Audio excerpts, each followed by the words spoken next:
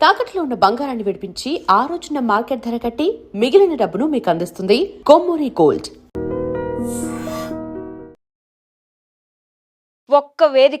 ఒకే ఒక్క వేదిక 2 సార్లు టీమిండియాకు బ్రేకులు వేసింది.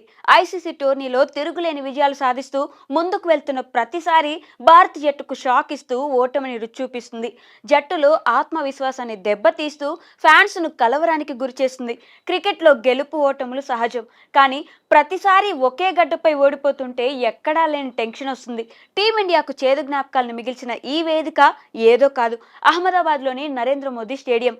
ఐసీసీ ఈవెంట్స్లో ఆడుతున్నప్పుడు నరేంద్ర మోదీ స్టేడియం ఇప్పుడు టీమిండియా పాలిట శాపంగా మారింది. గత 3 ఏళ్లుగా ఐసీసీ టోర్నీల్లో టీమిండియాకు తిరుగులేదు. T20 world cup, one day world cup, champions trophy ఇలా ఫార్మాట్ ఏదైనా భారత జట్టు వరుసగా విజయాలు సాధిస్తూ దూసుకెళ్లింది.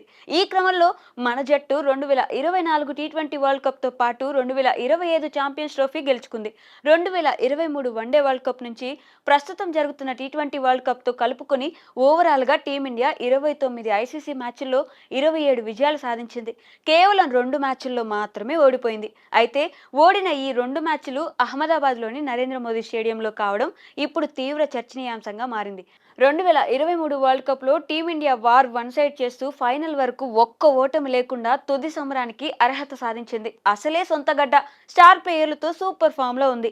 ఇంకేముంది, 2011 తర్వాత మరోసారి సొంతగడ్డపై వరల్డ్ కప్ ఖాయమని భావించారు. అయితే ఆస్ట్రేలియా ధాటికి టీమిండియా ఊహించని రీతిలో ఓడిపోయింది.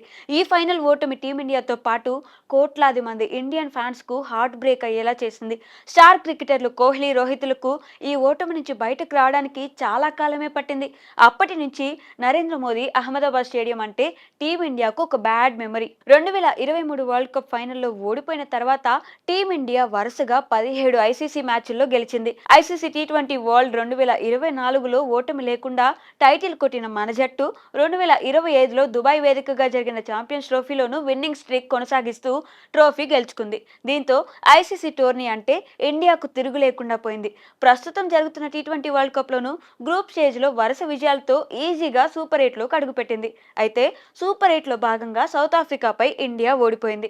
దీంతో వరుసగా 17 మ్యాచ్ల్లో గెలుచుకుంటూ వస్తున్న టీమిండియా విన్నింగ్ స్ట్రీక్కు బ్రేక్ పడింది. ఇక్కడ గమనించాల్సిన విషయం ఏంటంటే ఇండియా ఓడిపోయిన ఈ మ్యాచ్ కూడా నరేంద్ర మోదీ స్టేడియం. పిచ్చును వంక చూపించి ఇండియా ఓడిపోతుందని అంచనా వేయలేం.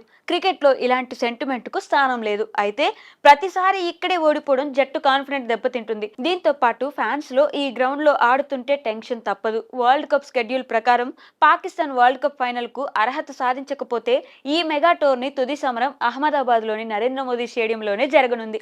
ఒకవేళ ఇండియా ఫైనల్కు వస్తే మరోసారి అహ్మదాబాద్లో ఫైనల్లో ఆడాల్సి ఉంది. మరి అప్పుడైనా ఈ అహ్మదాబాద్ సెంటిమెంట్ను టీమిండియా అధిగమిస్తుందో లేదో చూడాలి.